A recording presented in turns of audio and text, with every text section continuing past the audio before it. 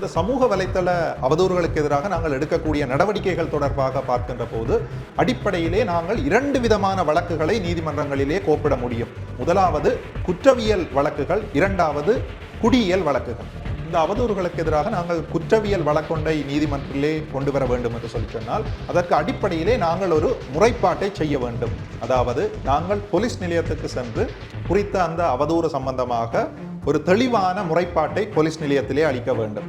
இன்றைய நாட்களில் அதிகமான போலீஸ் நிலையங்களிலே சைபர் யூனிட் எனப்படுகின்ற ஒரு விசேட போலீஸ் அலகு ஒன்று காணப்படுகின்றது. அந்த அலகிலே முறைப்பாடு தெரிவிக்க முடியும். இவ்வகையான முறைப்பாடு ஒன்றை அளிக்கின்ற போது போலீசார் அது தொடர்பாக மேலதிக விசாரணை செய்து பொருத்தமான வழக்கை நீதவான் நீதிமன்றங்களிலே கோப்பிடக்கூடியதாக இருக்கு.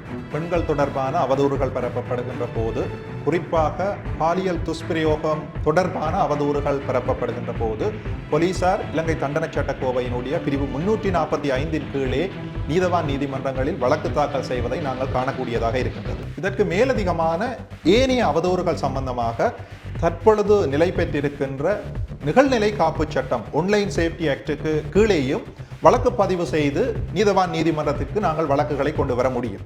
சமூக வலைத்தள அவதூறுகள் தொடர்பாக நாங்கள் பார்க்கக்கூடிய இரண்டாவது வகையான வழக்கினுடைய வகை சிவில் வழக்கு தொடர்தல். சிவில் வழக்கு என நாங்கள் பார்க்கின்ற போது குறித்த அவதூறு பரப்பிய நபருக்கு எதிராக நாங்கள் மாவட்ட நீதிமன்றிலே மான நஷ்ட வழக்கு தொடர முடியும்.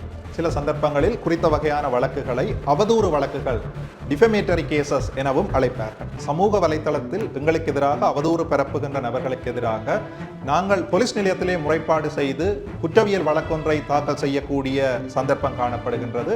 அதேவேளை மாவட்ட நீதிமன்றத்திலே அவதூறு வழக்கொன்றை தாக்கல் செய்து அவரிடமிருந்து நட்டஈடு பெறக்கூடிய சந்தர்ப்பமும் காணப்படுகின்றது.